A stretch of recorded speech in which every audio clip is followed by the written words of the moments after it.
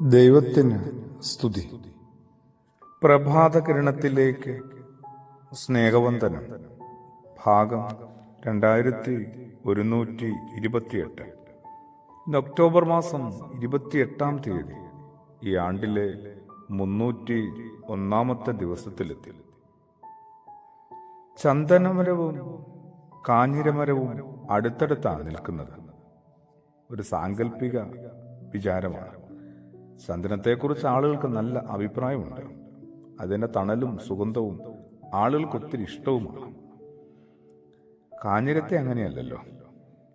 കാഞ്ഞിരമരം അതുകൊണ്ട് ഒരിക്കൽ ചന്ദനത്തോട് പറഞ്ഞു, ജീവിച്ചിരിക്കുമ്പോൾ ഈ പുകഴ്ത്തലൊക്കെ ഇട്ടിട്ട് എന്ത് കാര്യം? വെട്ടിയിട്ടാൽ നമ്മൾ വെറും തടികൾ മാത്രമാണ്. ചന്ദനം മറുപടി പറഞ്ഞു, എന്തിനാണ് മരണശേഷമുള്ള കാര്യത്തെക്കുറിച്ച് ഇത്രത്തോളം ചിന്തിക്കുന്നത്? മരണത്തിന് മുമ്പുള്ള ജീവിച്ചിരിക്കുന്ന നാളുകളെക്കുറിച്ച് എന്തുകൊണ്ടാണ് ചിന്തിക്കാത്തത്? സന്തോഷം നൽകാനായിട്ട് ജീവിച്ചിരിക്കുന്ന അവസരം എന്തുകൊണ്ട് പ്രയോജനപ്പെടുത്തുന്നില്ല? കാഞ്ഞിരമരം ഒന്നും മിണ്ടിയില്ല. ഒരു നാള് മരം വെട്ടുകാരും വന്ന് 2 തടിയും വെട്ടിവീഴ്ത്തി. കാഞ്ഞിരമരം വിറകിനു വേണ്ടിയും ചന്ദനമരം പൂജാമുറിയിൽ വെക്കാനും തൈലം ഉണ്ടാക്കാനും വേണ്ടിയും എടുത്തു.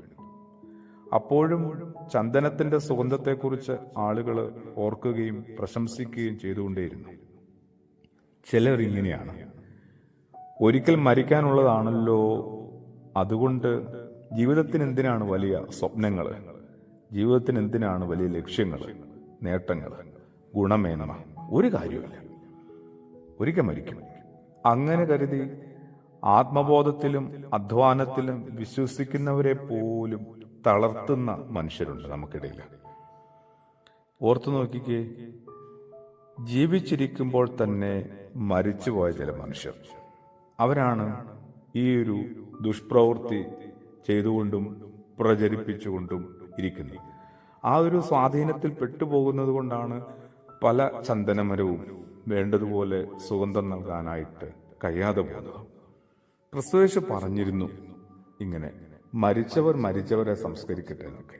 എന്ന് വെച്ചാൽ ജീവിച്ചിരിക്കെ തന്നെ മരിച്ചവര് നമുക്കിടയിലുണ്ട്. കുറെ കൂടി ഒരു വ്യക്തത ക്രിസ്തുയേശു തരുന്നുണ്ട്. കണ്ണുണ്ടായിട്ടും നിങ്ങൾ കാണുന്നില്ല, കാതുണ്ടായിട്ടും നിങ്ങൾ കേൾക്കുന്നില്ല, ഹൃദയമുണ്ടായിട്ടും നിങ്ങളൊന്നും സൂക്ഷിക്കുന്നില്ല, സമ്പാദിക്കുന്നില്ല. ഹൃദയത്തിലൊന്നും നമ്മൾ നേടിയെടുത്ത് വെക്കുന്നുമില്ല.